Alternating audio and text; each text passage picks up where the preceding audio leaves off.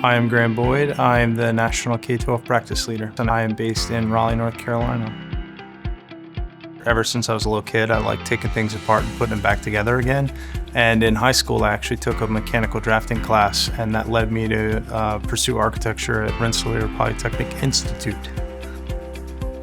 I started in New York City in one of the busiest architecture firms.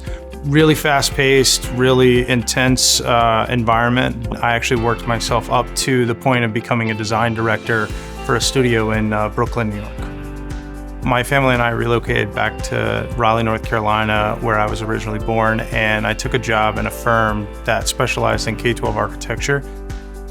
The first K-12 project I got to work on was a kindergarten through 12th grade school all in one building. It was in a rural part of the state, and we designed a state-of-the-art building that produced 175% more energy than it consumed. But that wasn't the coolest part of it. We did what's called an energy-wise club with the students. So we brought them in early while we were building a building, and they got kind of like a behind-the-scenes tour of what a building looks like as it's going together. We were explaining to them why we need a thermal envelope, but we're explaining to them why we have solar panels on the roof, why we're harvesting the water, and just watching their eyes light up when they walked into the building was a game changer for me. One of the recent projects that we've been working on at CPL is HVAC renovation projects at two Johnson County public schools, Cleveland Elementary and Four Oaks Elementary. We are taking them down to the bones from the HVAC standpoint, so we're reworking the entire school to dramatically increase the indoor air quality and to give them more daylight and just a better indoor environment for the students to learn. As a parent and a designer, I see how tangible the impact can be. Students can't learn if they're in a stuffy classroom or one that doesn't have a lot of daylight. And the impact isn't just on how the building performs, it's on how the students perform in the building. One of the things that's so rewarding about what we do is we are not designing schools to be wow now or to be a flashy magazine cover.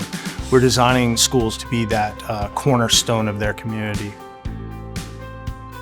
A lot of our schools that we work on, the parents, the grandparents, they all went to the same school, so they have just a really strong stake in maintaining that history and giving it new life, and that's a lot of what we do, right? We're designing a school that takes a building that's 50 years old and it breathes another 50 plus years of life into it.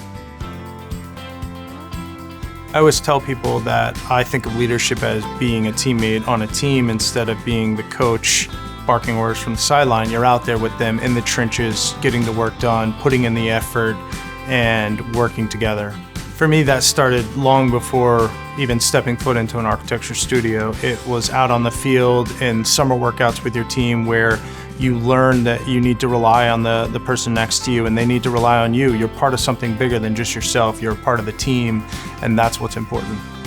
I'm really excited about the future of our K-12 team and how we're evolving, right? We've had a lot of success recently and we're building on that and we're getting the right people in the right places.